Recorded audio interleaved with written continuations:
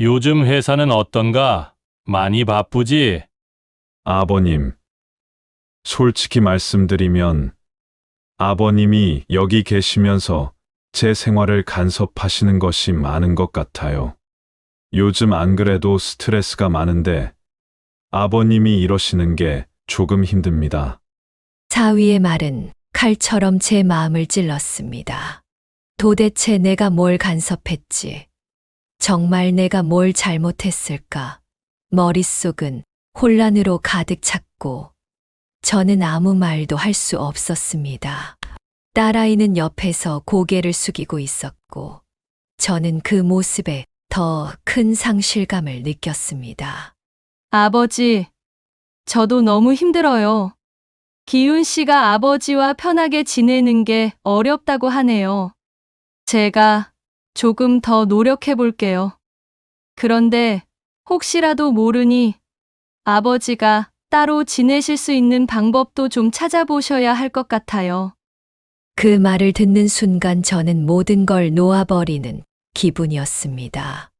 딸아이가 우는 모습을 보며 이게 다 나 때문인가 라는 자책이 밀려왔습니다. 결국 딸아이는 저에게 몇 달치 생활비로 200만 원을 건네며 아버지, 정말 죄송해요. 더 드리고 싶지만 저희도 여유가 없어서. 라고 말했습니다. 그렇게 저는 딸아이의 집을 떠나게 되었습니다. 도대체 이게 무슨 일일까요? 사위가 주인공을 불편해해 딸이 주인공에게 집에서 나가달라는 말을 하고 있는데요. 오늘은 오랜 아내의 투병 후 경제적인 어려움으로 딸과 사위의 집에서 지내다가 사위와의 불화로 집에서 나올 수밖에 없었던 박영철님의 사연입니다. 그럼 어떤 내용일지 바로 들어보도록 하겠습니다. 안녕하세요. 부산에 사는 68살 박영철입니다. 평생 조선소에서 일하며 아내와 함께 소박하게 살아왔는데요. 지금은 제 인생이 송두리째 흔들린 상태라고 해야 할 것 같네요. 제 이야기를 들어보시면 아시겠지만 가족을 위해 헌신했던 제 삶이 어떻게 뒤바뀌게 되었는지, 그리고 그 속에서 제가 어떤 선택을 하게 되었는지 알게 되실 겁니다. 솔직히 말씀드리면 저는 아직도 이 이야기를 하면서 제 자신이 왜 이렇게 되었는지 이해가 안 될 정도로 답답합니다. 저는 아내를 떠나보낸 후 딸과 사위 집에서 살기 시작했습니다. 처음엔 서로 이해하고 도우면서 살 줄 알았죠. 그런데 점점 사위와의 사이가 틀어지더니 결국 저는 그 집을 떠나야만 했습니다. 제가 어떻게 집에서 나오게 되었는지, 그리고 그 이후에 제가 겪었던 일들은 지금도 꿈처럼 느껴집니다. 그럼 지금부터 저의 이야기를 시작해 볼 테니 구독과 좋아요 잊지 말고 해주세요. 제가 태어나고 자란 곳은 부산 영도라는 곳입니다. 마다 냄새가 가득한 작은 동네에서 자랐고 어릴 적부터 아버지를 따라 조선소에서 일하면서 제 인생이 시작됐습니다. 어릴 때는 배 만드는 일이 힘들어 보이기도 했지만 아버지가 말씀하시길 영철아, 배는 사람을 실어 나르고 꿈도 실어 나른다. 이 일이 보람 있는 이유가 거기에 있다. 하셨거든요. 그 말이 아직도 가슴에 남아 있습니다. 그렇게 조선소에서 일하며 살아온 제 인생에 가장 큰 선물이었던 아내를 만났습니다. 아내는 제게 모든 것이었어요. 자상하고 아이에게도 헌신적이었고 늘 가족이 먼저였죠. 저희는 서로 믿고 의지하면서 딸 하나를 키웠습니다. 딸아이는 어릴 때부터 공부를 잘했어요. 제가 돈을 더 벌기 위해 밤낮 없이 일하는 동안 아내는 딸을 위해 새벽까지 책을 읽어주곤 했죠. 저희 둘은 딸이 좋은 교육을 받을 수 있도록 모든 걸 쏟아부었습니다. 아내는 늘 우리 딸이 훌륭한 사람이 되는 게 자신의 인생 소원이라고 했어요. 딸아이는 정말 잘 자라줬습니다. 좋은 대학에 들어가고 안정된 직장도 다녔어요. 그런데 결혼 후 저희 가족에게 조금씩 구름이 끼기 시작했습니다. 결혼한 딸아이는 저와 아내를 자주 찾아왔지만 사위와는 가까워지기가 쉽지 않았습니다. 그는 성격이 무척 차가웠고 자신만의 기준이 있어요. 하지만 저는 딸이 행복하다면 그걸로 된다고 생각했기에 사위와 친해질 노력은 그다지 하지 못했습니다. 그러다 아내가 몸이 점점 안 좋아지기 시작했습니다.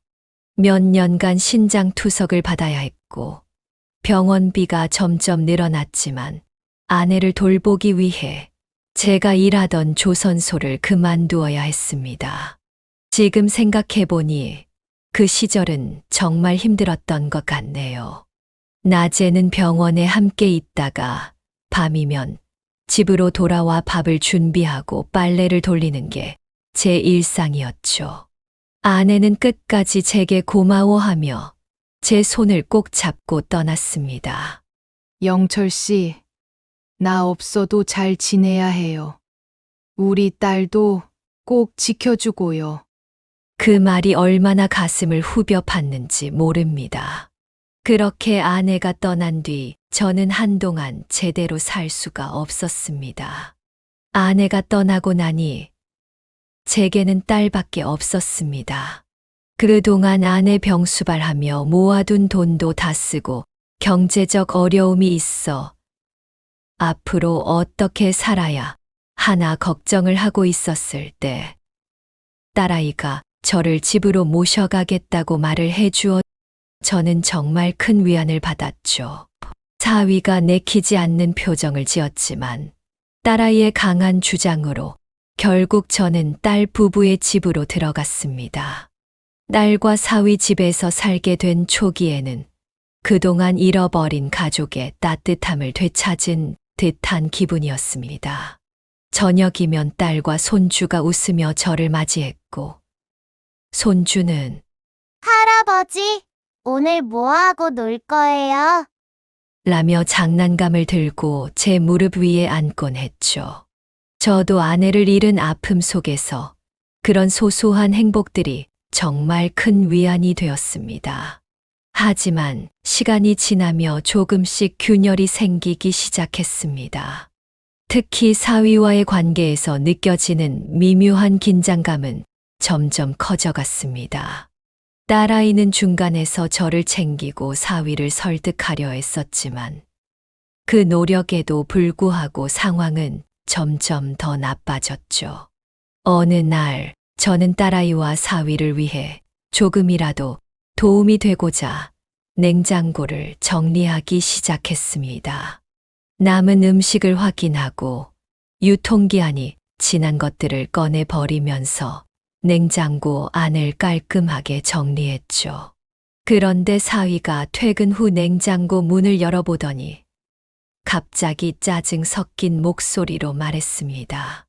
아버님, 냉장고를 왜 건드리신 거예요? 제가 먹으려고 남겨둔 음식들도 버리셨잖아요. 그 말에 저는 당황해서 아무 말도 하지 못했고 사위는 불편한 표정으로 방으로 들어갔습니다. 그날 밤 딸아이가 제 방으로 찾아와 조심스럽게 말했습니다. 아버지, 기훈 씨가 요즘 회사 일로 스트레스를 많이 받아서 그러는 거예요. 그러니 아까 한 말 신경 쓰지 마세요. 그리고 앞으로는 저를 도와준다고 냉장고 정리는 안 하셔도 돼요. 딸아이가 아까 상황을 수습하려고 이처럼 말한 것 같아 제 마음이 불편했습니다. 가족을 위해 작은 일을 했을 뿐인데 이런 얘기를 들어야 하는 현실이 너무 서글펐습니다. 하루는 집안의 작은 도움이라도 되려고 현관에 놓인 신발들을 정리했습니다. 손주가 뛰어놀다가 흩어놓은 신발들과 사위의 구두, 딸아이의 운동화를 정리하고 현관 바닥도 깔끔하게 닦았습니다. 그런데 다음날 출근하는 사위가 현관에서 구두를 찾지 못해 짜증 섞인 목소리로 외쳤습니다. 아버님, 이 자리에 있던 제 구두가 안 보이네요. 제가 신던 신발은 항상 익숙한 자리에 놔둬야 하는데 이렇게 바꾸시면 제가 불편하잖아요. 저는 그 말에 당황해 얼른 사위가 말하는 구두를 찾아 다시 제자리에 두었습니다. 딸아이가 중간에 나서서 사위를 달랬지만 사위는 여전히 언짢아 보였습니다. 그날 밤 딸이 다시 제 방으로 와 말했습니다. 아버지, 기훈 씨가 자기 물건 위치가 바뀌는 걸 싫어하는 성격이에요. 그냥 현관 정리는 하지 않으시는 게 좋을 것 같아요. 그 말을 들으니 마치 제가 사위의 삶에 불필요하게 간섭하는 사람처럼 느껴졌습니다. 단지 신발 몇 개를 정리한 것뿐인데도 사위한테 불편함을 주었다는 사실이 제 마음을 무겁게 했습니다. 손주 재민이는 저와 노는 걸 정말 좋아했습니다. 거실에서 블록을 쌓거나 장난감을 가지고 놀면서 재민이가 까르르 웃는 모습을 보면 저도 행복한 기분이 들었죠. 그런데 하루는 재민이와 블록을 쌓고 있을 때 사위가 방에서 나와 다소 짜증 섞인 말투로 말했습니다. 아버님, 재민이가 너무 흥분하면 밤에 잠을 잘 못 잡니다. 조금만 조용히 놀아주시면 안 될까요? 그 말을 듣는 순간 저는 몸이 굳어버렸습니다.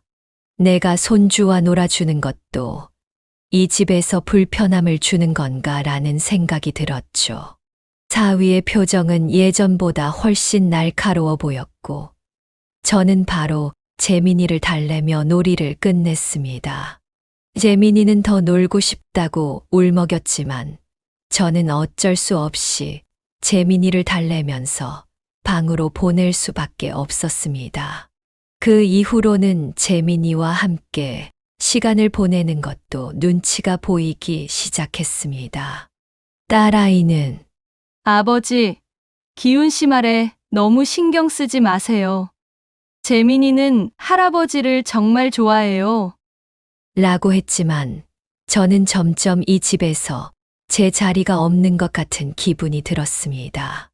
결정적인 갈등은 정말 사소한 대화에서 시작되었습니다. 어느 날 아침 사위가 출근 준비를 하며 식탁에 앉아 있었습니다. 저는 사위를 편안하게 대해보려고 말했습니다. 요즘 회사는 어떤가? 많이 바쁘지? 사위는 고개를 끄덕이며 대답했지만 그 다음에 나온 말은 저를 깜짝 놀라게 했습니다. 아버님, 솔직히 말씀드리면 아버님이 여기 계시면서 제 생활을 간섭하시는 것이 많은 것 같아요. 요즘 안 그래도 스트레스가 많은데 아버님이 이러시는 게 조금 힘듭니다. 사위의 말은 칼처럼 제 마음을 찔렀습니다. 도대체 내가 뭘 간섭했지? 정말 내가 뭘 잘못했을까? 머릿속은 혼란으로 가득 찼고 저는 아무 말도 할 수 없었습니다. 딸아이는 옆에서 고개를 숙이고 있었고 저는 그 모습에 더 큰 상실감을 느꼈습니다. 그날 이후로 저는 사위와의 대화를 거의 하지 않았습니다. 무슨 말을 하더라도 오해가 생길 것 같았고 저로 인해 딸아이와 사위가 다투는 건 정말 바라지 않았기 때문이죠. 이런 일들을 겪으며 제 마음속엔 점점 커다란 벽이 생겼습니다. 사위와는 점점 더 멀어졌고 딸아이는 그런 상황에서 중간에 끼어 힘들어 보였습니다. 딸아이는 가끔 사위가 없는 시간에 제 방으로 와 아버지, 너무 마음 쓰지 마세요. 기훈 씨가 원래 까다로운 사람이라 그런 거지. 아버지가 잘못한 건 절대 아니에요. 라며 위로했지만 그 말이 오히려 제 마음을 더 아프게 했습니다. 하지만 얼마 후 딸아이는 결국 울면서 저에게 말을 꺼냈습니다. 아버지, 저도 너무 힘들어요. 기훈 씨가 아버지와 편하게 지내는 게 어렵다고 하네요. 제가 조금 더 노력해 볼게요. 그런데 혹시라도 모르니 아버지가 따로 지내실 수 있는 방법도 좀 찾아보셔야 할 것 같아요. 그 말을 듣는 순간 저는 모든 걸 놓아버리는 기분이었습니다. 딸아이가 우는 모습을 보며 이게 다 나 때문인가 라는 자책이 밀려왔습니다. 결국 딸아이는 저에게 몇 달치 생활비로 200만 원을 건네며 아버지, 정말 죄송해요. 더 드리고 싶지만 저희도 여유가 없어서. 라고 말했습니다. 그렇게 저는 딸아이의 집을 떠나게 되었습니다. 집을 나서는 순간 재민이가 현관에서 할아버지, 가지 마세요. 라며 울음을 터뜨렸고 딸아이는 그 모습을 안타깝게 바라보며 사위 뒤로 몸을 숨기듯 있었습니다. 딸아이의 집을 나오던 그 길, 제 마음은 텅 비어 있었습니다. 제가 사랑했던 가족의 품에서 강제로 밀려나는 그 기분은 말로 다 표현할 수 없을 정도로 쓰라렸습니다. 그렇게 딸아이의 집을 떠나 찜질방과 여인숙을 전전하며 살게 되면서 저는 어디에도 제 자리가 없는 사람처럼 느껴졌습니다. 가진 돈은 점점 줄어들었고 어떻게든 생계를 이어가기 위해 발길 닿는 대로 걸으며 일자리를 찾으려 했습니다. 하루는 길을 걷다가 공사장에 멈춰 섰습니다. 높은 건물이 올라가고 있는 현장에서 인부들이 땀을 흘리며 일하고 있었죠. 용기를 내서 현장 소장에게 말을 걸었습니다. 혹시 인부가 더 필요하십니까? 제가 나이가 좀 있어도 맡겨만 주시면 최선을 다하겠습니다. 하지만 소장은 저를 한 번 보더니 고개를 저으며 말했습니다. 어르신, 여기 일은 젊은 사람도 힘들어합니다. 미안하지만 다른 데 알아보세요. 그날 이후로 여러 공사장을 돌아다니며 간절히 일을 부탁했지만 번번이 거절당했습니다. 이 나이에 무슨 일을 할 수 있을까라는 생각이 머릿속을 맴돌며 제 자신이 점점 작아지는 기분이었습니다. 그러던 어느 날 또 다른 공사장을 찾아갔을 때였습니다. 이번에도 큰 기대는 없었지만 마지막이라는 생각으로 현장 반장에게 말을 걸었습니다. 제가 나이는 많아도 조선소에서 오랫동안 일해 일주변이 좀 있습니다. 맡겨주시면 뭐든지 열심히 하겠습니다. 반장은 잠시 저를 바라보더니 한숨을 쉬며 대답했습니다. 솔직히 어르신 나이에 이런 일은 힘들 텐데. 그래도 조선소에서 오랫동안 일했다고 하시니 한번 해보시겠어요? 대신 몸 상하시면 저희도 곤란하니까 무리하지는 마세요. 그 말을 듣는 순간 저는 고개를 깊이 숙이며 감사하다는 말을 반복했습니다. 그렇게 저는 공사장에서 일을 시작하게 되었습니다. 현장 반장은 저의 나이를 배려해 비교적 쉬운 일을 맡겼습니다. 쓰레기 정리나 간단한 물건 운반 같은 일들이었지만 저에겐 그것마저도 버거웠습니다. 몸이 예전 같지 않아 허리가 쑤시고 손목이 욱신거렸지만 그 일을 통해 얻는 작은 돈이 저를 버티게 했습니다. 반장은 한 발 더 나아가 제게 공사장에서 먹고 잘 수 있게 도와줬습니다. 어르신, 숙소 구하기도 힘드실 텐데 저희 작업실 옆방에서 주무세요. 냉장고에 있는 반찬도 자유롭게 드시고요. 힘드시면 언제든 말씀하시고요. 그 배려는 제게 너무나 큰 힘과 위로가 되었습니다. 비록 공사장의 숙소는 작은 방 하나에 매트리스가 전부였지만 그것만으로도 제게는 편안한 안식처 같았습니다. 매일 일을 마치고 돌아오면 온몸이 녹초가 되었지만 적어도 더는 길거리를 헤매며 찜질방과 여인숙을 찾지 않아도 된다는 안도감이 있었습니다. 여느 때처럼 일을 마치고 숙소로 돌아온 저는 그날따라 마음이 답답하고 허전했습니다. 이렇게 하루하루 살아가면서 뭐가 나아질 수 있을까? 그런 생각이 떠오르자 더는 방 안에 가만히 있을 수가 없었습니다. 답답한 마음을 달래기 위해 근처 편의점으로 갔습니다. 작은 봉지 안주 하나와 소주 한 병을 들고 계산대에 섰죠. 그런데 계산대 옆에 놓인 복권이 눈에 띄었습니다. 복권 한 장도 같이 주세요. 저도 모르게 입에서 나온 말이었습니다. 무슨 큰 기대를 한 것도 아니었지만 그 순간만큼은 작은 희망이라도 붙잡고 싶었던 것 같습니다. 편의점에서 숙소로 돌아온 저는 혼자 앉아 소주를 한 잔 따랐습니다. 잔을 비우며 아내와의 기억이 떠올랐습니다. 당신이 살아 있었다면 내가 이렇게까지 비참해지진 않았을 텐데. 아내의 사진을 바라보며 울컥한 마음에 소주잔을 내려놨습니다.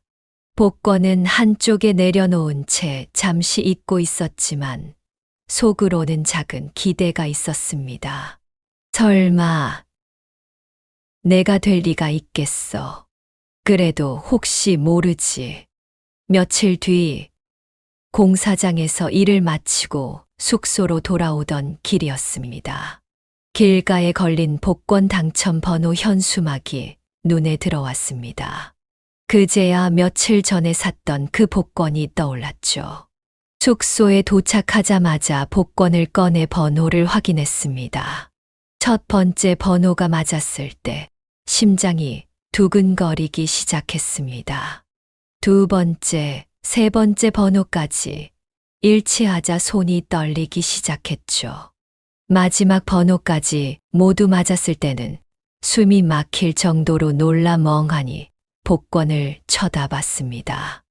아니, 이게 정말 진짜 된 거야?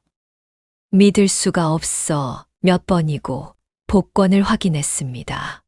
당첨금은 무려 35억 원. 저는 충격과 기쁨이 뒤섞인 감정에 멍하니 앉아 있었습니다. 세금을 제한 당첨금 23억 정도를 손에 쥔 순간 제 인생이 송두리째 바뀔 수 있다는 걸 깨달았습니다. 하지만 그와 동시에 머릿속이 복잡해졌습니다. 그날 밤 저는 가장 먼저 딸아이과 사위가 살고 있는 빌라를 떠올렸습니다. 그곳은 제가 잊을 수 없는 받은 상처의 시작점이었고 제가 세상에서 밀려나 상실감을 갖게 한 자리였으니까요. 다음 날 저는 곧장 부동산으로 향했습니다. 시세보다 높은 금액을 제시하며 그 빌라를 매입했습니다. 부동산 거래가 완료되고 서류에 제 이름이 적히는 순간 복잡한 감정이 밀려왔습니다. 딸아이가 살고 있는 그 빌라를 매입한 날, 저는 서류를 손에 들고 오랜 시간 동안 고민했습니다. 이제 내가 이 집의 주인이 되었는데 딸아이에게 이 사실을 어떻게 알릴까? 그 빌라는 제가 사랑하는 딸아이가 살고 있는 공간이자 인생에서 가장 큰 배신을 느낀 장소이기도 했습니다. 그 복잡한 감정이 저를 잠 못 들게 했죠. 며칠을 고민한 끝에 저는 결심했습니다.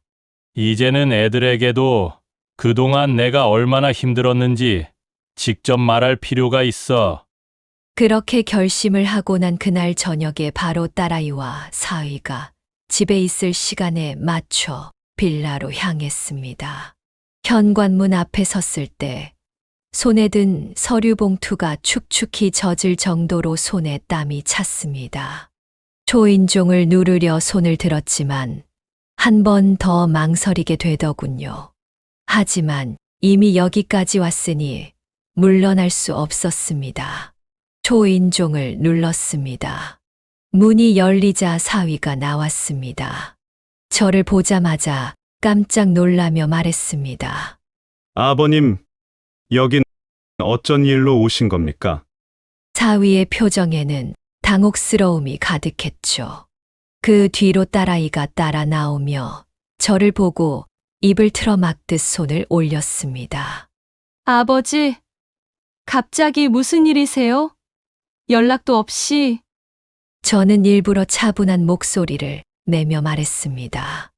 우리 얘기 좀 해야겠다. 잠깐 들어가도 되겠니? 딸아이는 사위의 눈치를 보며 머뭇거리더니 결국 집 안으로 들어오라고 했습니다. 거실에 앉은 저는 서류 봉투에서 빌라 매매 계약서를 꺼내 조용히 테이블 위에 놓았습니다. 딸아이와 사위는 의아한 표정으로 제가 놓아둔 계약서를 바라보았고 사위가 먼저 계약서를 읽으며 점차 표정이 굳어갔습니다. 아버님, 이게 대체 무슨 말씀이십니까? 설마. 사위는 말을 잇지 못한 채 딸아이를 바라보았습니다. 딸아이도 계약서를 읽다가 얼굴이 하얗게 질렸습니다. 아버지, 이게 뭐예요? 왜 계약서에 아버지 도장이? 딸의 목소리가 떨리기 시작했죠. 저는 침착하게 대답했습니다. 이 빌라 얼마 전에 내가 매입했다. 그래서 내가 새로운 주인이 되었어. 너희가 살고 있는 집이 이제 내 소유라는 말이다. 너희 집 계약서를 보니 6개월 뒤가 만료더구나. 난 전세 연장해줄 생각이 없으니 집을 빼줬으면 한다. 그 말이 떨어지자 사위는 믿을 수 없다는 듯 계약서를 내려놓고 벌떡 일어섰습니다. 아버님, 농담이시죠? 이게 말이 되는 상황입니까? 사위는 화가 난 듯 목소리를 높이며 물었습니다. 딸아이는 사위의 손을 붙잡으며 당황하지 말고 앉아봐. 라고 말했지만 딸아이의 손은 떨리고 있었습니다. 사위는 결국 참지 못하고 저를 향해 목소리를 높였습니다. 아버님, 솔직히 말씀드리겠습니다. 저희가 그때 잘못한 건 인정합니다. 하지만 이렇게까지 하시는 건 너무하신 거 아닙니까? 저희 형편에는 지금 이 빌라 말고는 갈 데가 없습니다. 여기서 나가라고 하시면 저희는 어떻게 하라는 겁니까? 사위의 말에 저는 잠시 침묵을 지켰습니다. 사실 사위가 한 말 속에서도 제가 느꼈던 절망이 겹쳐 보였기 때문입니다. 하지만 그때의 상처와 배신감이 다시 떠오르자 마음을 다잡고 차분히 대답했습니다. 너희가 갈 곳이 없다는 말을 지금 나한테 할 자격이 있니?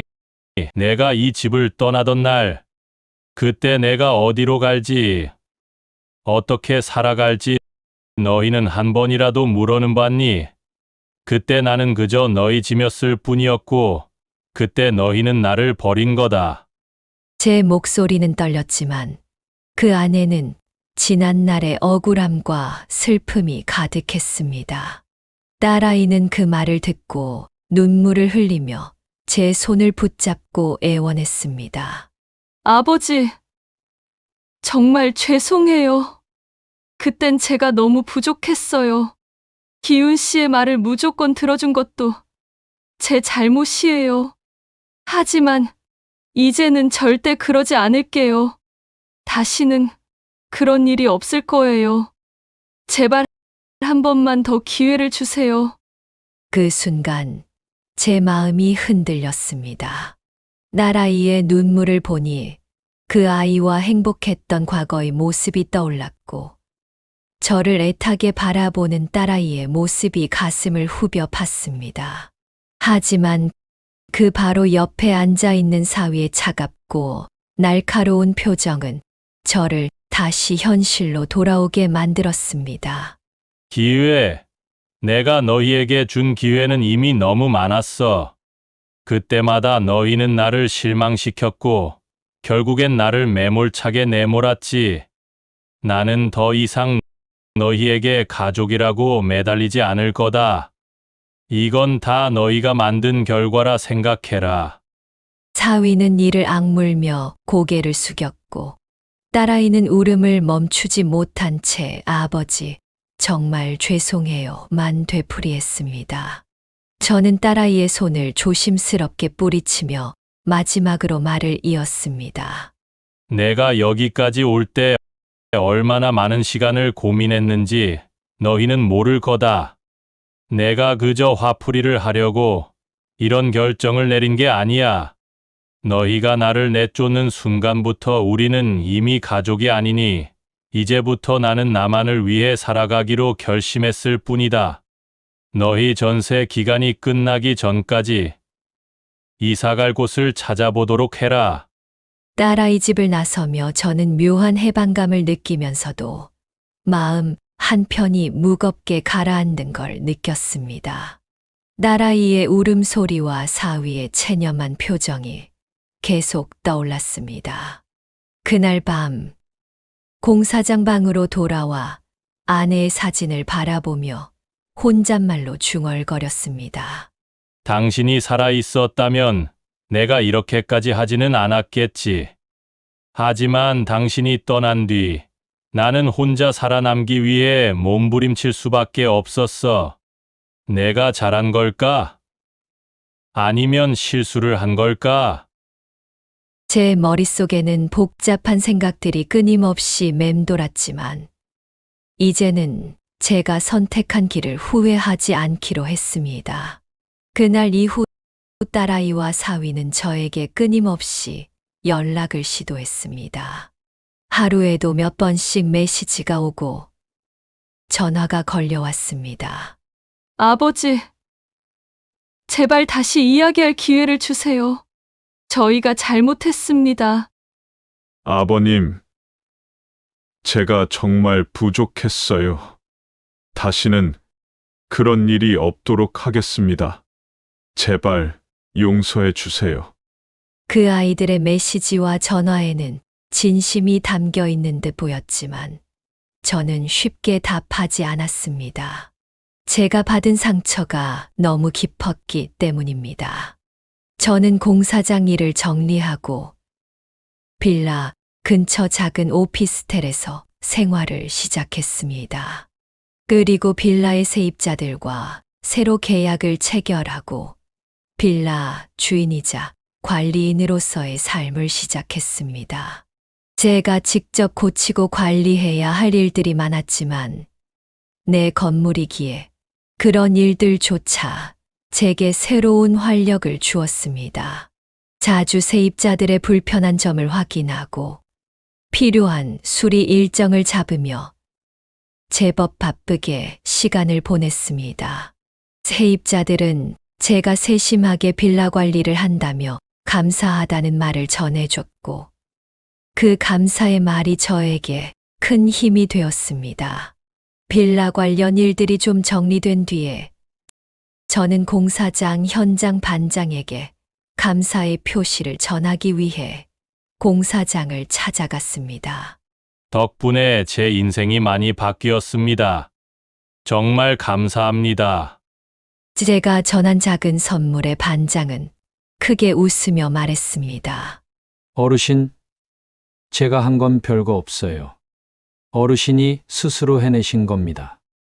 앞으로도 건강히 잘 지내세요.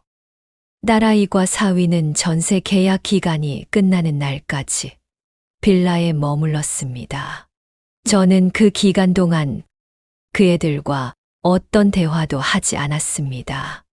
딸아이와 사위가 보내온 수많은 문자와 전화는 마음속 깊은 곳에서 계속 갈등을 일으켰지만 저는 제가 내린 결정을 지켜야 한다고 다짐했습니다.